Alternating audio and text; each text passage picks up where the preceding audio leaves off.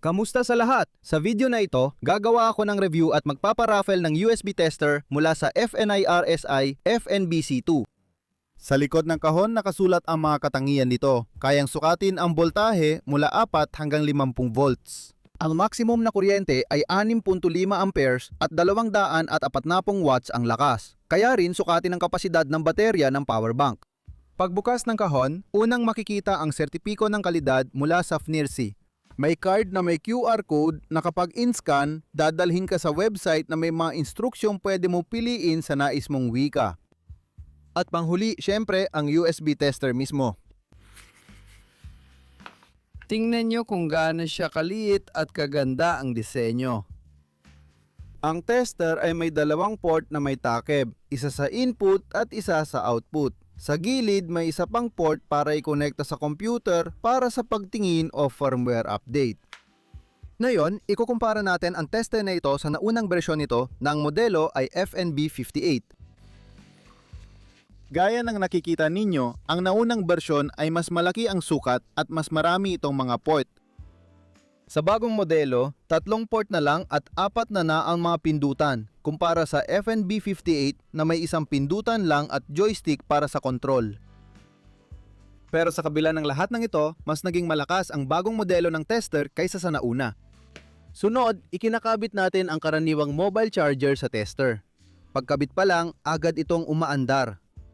Makikita ninyo, may G-sensor na ang modelong ito, kaya umiikot ang screen kahit anong direksyon. Piliin ang wika at pindutin ang OK.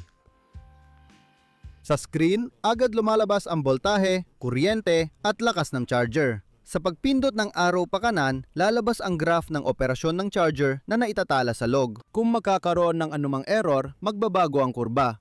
Pagkatapos nito, may menu na may 4 na item at ang huli ay counter ng kuryenteng dumaan sa device. Punta tayo sa menu ng app. Piliin natin ang ikalawang item, estadistika ng enerhiya. Sa menu na ito, pwede mong tingnan ang mga error habang gamit ang charger, suriin ang kapasidad ng baterya gaya ng power bank, at tingnan ang log. Mamaya ko ipapakita kung paano sukatin ang kapasidad ng baterya. Ngayon, piliin natin ang settings. Dito, normal lang lahat tulad ng ibang gadget. Pwede mong ayusin ang liwanag, palitan ng tema, at i-off ang auto-rotate. Ang menu na may pamagat na memorya ay puno ay hindi tamang pagsasalin. Dito mo inaayos ang lapad ng bawat cell.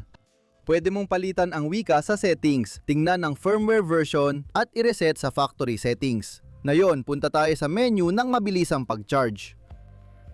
Makikita agad natin ang babala na nagsasabing walang dapat nakakabit sa output ng tester. Pindutin ang tapos na at pumunta sa auto-detect.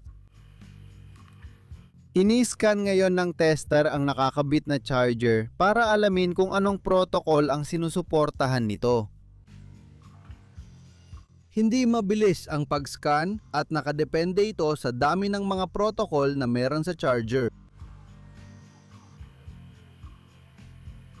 Tapos na ang scan, kita nyo may 5 protocol na sinusuportahan ang charger. Sa mga susunod na menu, pwede nating piliin at subukan ang bawat protocol. Para mapadali ang pagsubok, ikokonekta ko ang pangalawang tester na FNB58. Pagkatapos nito, dilipat tayo sa protocol na QC2.0.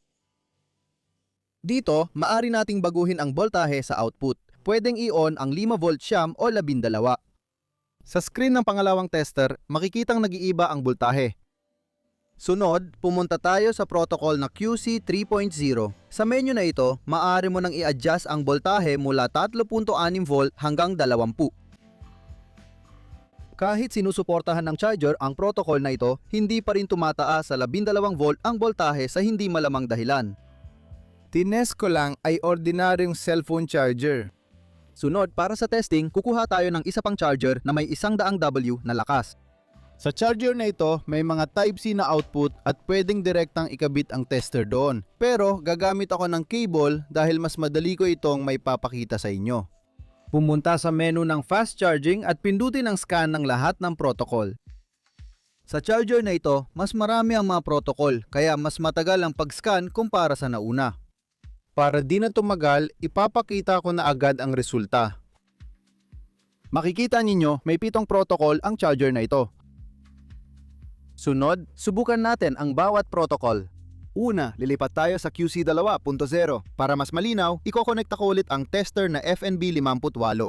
Sa protocol na ito, pareho lang tulad ng sa naunang charger. Pwede mong itakda na ang output ay 5, 9 o 12V. Pagkatapos nito, lilipat tayo sa protocol na QC 3.0. Dito sa protocol na ito, pwede na nating i-adjust ang voltahe mula 3 hanggang 20V. Sa naunang charger, hindi ito gumana kahit na sinusuportahan din niya ang parehong protocol. Makikita ninyo na maayos na nai-adjust ang voltahe. Maaari ring gamitin ang tester bilang dagdag para sa maliit na laboratory power supply.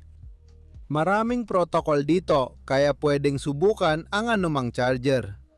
Ngayon, buksan natin ang utility menu. May mga kapaki-pakinabang at kawili-wiling function din sa menu na ito. Halimbawa, sa bahagi ng PD 2.0, pwede mong baguhin ang lakas ng charger. At sa huling bahagi, merong osiloskopo na nagpapakita kung paano gumagana ang iyong charger.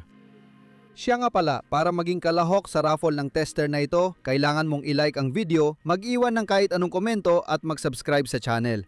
Kapag umabot na sa 50,000 views ang video, pipili ako ng isa sa inyo based sa inyong komento. Gaganapin ko ang raffle sa aking Telegram channel.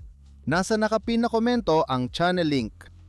Ikokonekta natin ang tester sa telepono para makita ang charging. Sa simula, normal ang charge, tapos mag-on ang fast charging. Makikita sa screen ng tester na tumaas ang voltahe, kuryente at lakas. Ikokonekta ko ang flashlight sa charger. Hindi ito compatible sa fast charging, kaya 5 volts lang ang kaya nito. Ngayon, panurin kung paano sukatin ang kapasidad ng baterya ng mobile phone o power bank. Ikonekta ang tester at pindutin nang matagal ang return key. Hintayin mag-on ang tester, pumasok sa app at piliin ang kalkulasyon ng kapasidad ng baterya. Dito, kailangang itakda ang voltahe ng baterya sa 5 volts. Kahit 3.7 volts ang baterya ng telepono, 5 volts pa rin ang output ng port. Makikita ninyo, ipinakita ng tester ang kapasidad ng baterya.